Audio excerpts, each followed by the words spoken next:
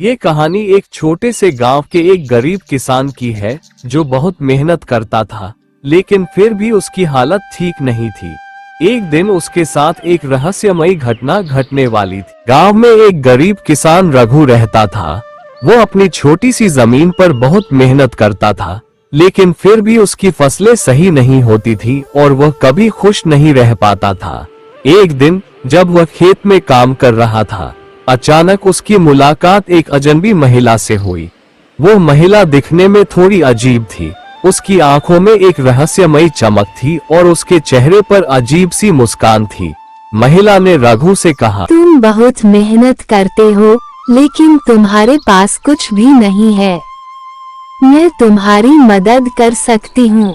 रघु ने पूछा, तुम कौन हो?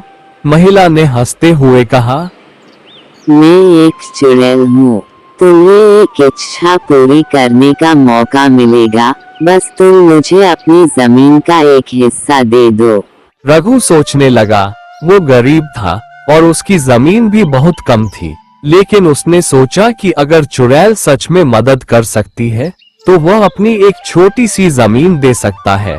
उसने चुड़ैल से कहा, ठीक है, मेरी एक इच्छा पूरी करो।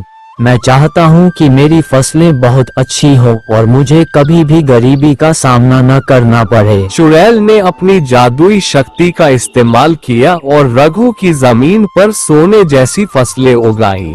रघु बहुत खुश हुआ और वो चुड़ैल का धन्यवाद करने के लिए उसके पास गया।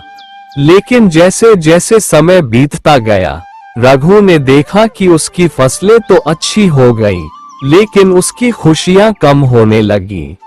उसने देखा कि लोग अब उसकी मदद के लिए नहीं आते थे, क्योंकि अब वह बहुत अमीर हो गया था।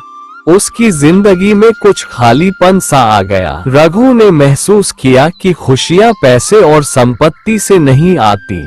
उसने चुड़ैल से कहा, तुमने मुझे अमीर बना दिया, लेकिन मुझे अब सच्ची खुशी नहीं मिल रही।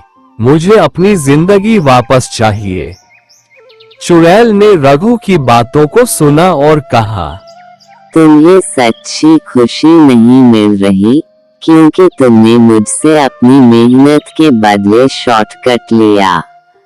अब तुम्हें मेहनत और ईमानदारी से अपनी जिंदगी को फिर से जीना होगा।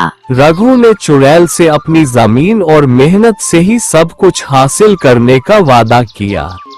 चुड़ैल ने अपनी जादुई शक्तियां वापस ले ली और रघु को अपनी जिंदगी फिर से शुरू करने दी। रघु ने मेहनत से अपनी जमीन पर काम करना जारी रखा और धीरे धीरे उसकी जिंदगी फिर से खुशहाल हो गई।